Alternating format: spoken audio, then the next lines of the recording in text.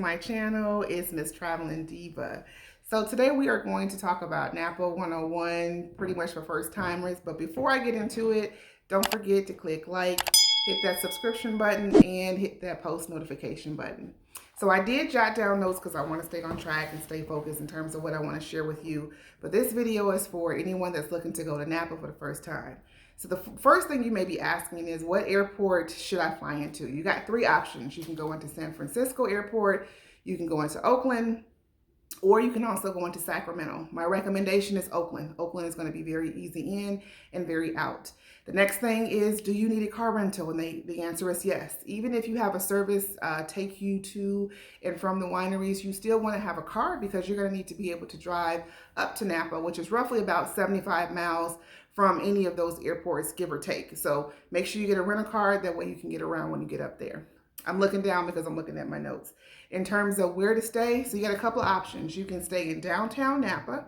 You can stay in American Canyon, which is right before you get to Napa, maybe about 15 minutes away from the downtown Napa area, or you can stay in the central Napa area. My recommendation, go with your budget. When you go to Napa, you are paying for the location. So don't be surprised or sticker shock when you actually go and see what the prices of accommodations are. You're not necessarily paying for high-end accommodations. You are paying for the luxury of staying in Napa and being close to the wineries. The next thing I want to talk to you about is, what are some things you should do for the first time when you go? So a couple things that I would suggest is to do a cave tour, a cave tasting tour. Another thing you can do is a barrel tasting tour. So with the barrel tasting, they actually let you taste directly from the wine barrel.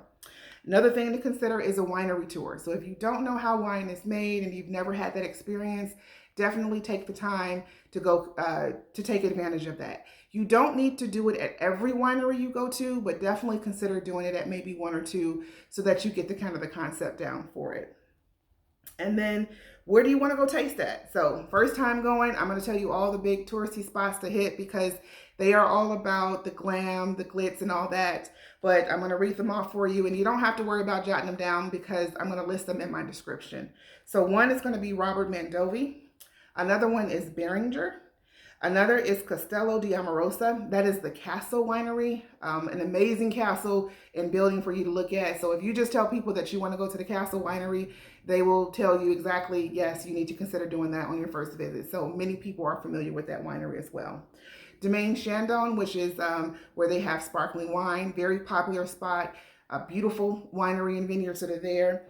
The other two that I want to recommend for you is Domaine Carneros, which they also offer amazing sparkling wine. If I'm not mistaken, they won in the 1976 Paris tasting. It was a blind tasting, but they actually beat out all of the French sparkling wines. So definitely you want to consider Domaine Carneros.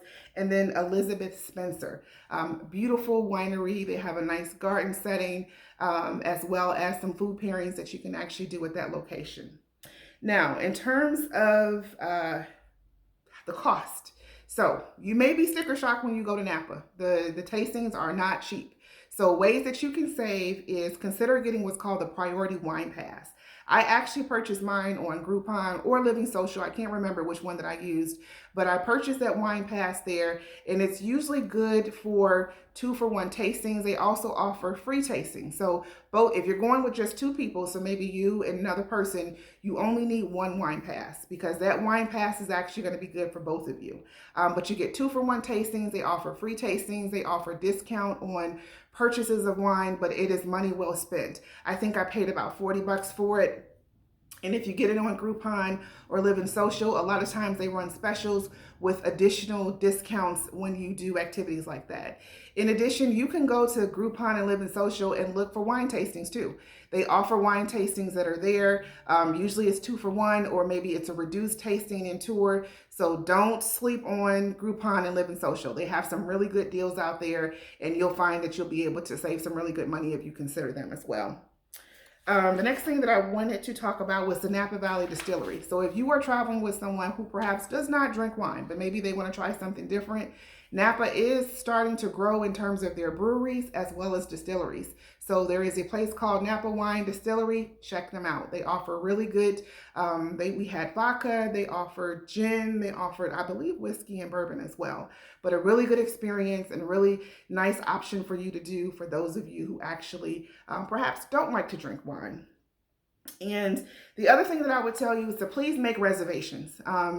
If you're going on the weekends, it is usually very, very busy. So if you're going during the week, you may not need to have reservations, but I highly recommend whether you go weekend or during the week, make reservations so that you can make sure you get in to do your tour and to do your tasting. Worst thing to do is to show up and realize that they're all sold out or they don't have any more space available.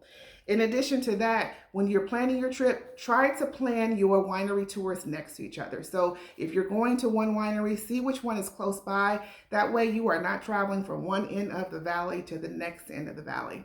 I have a few food suggestions as well. I'm going to put them in the description below, but hopefully this is enough to get you started.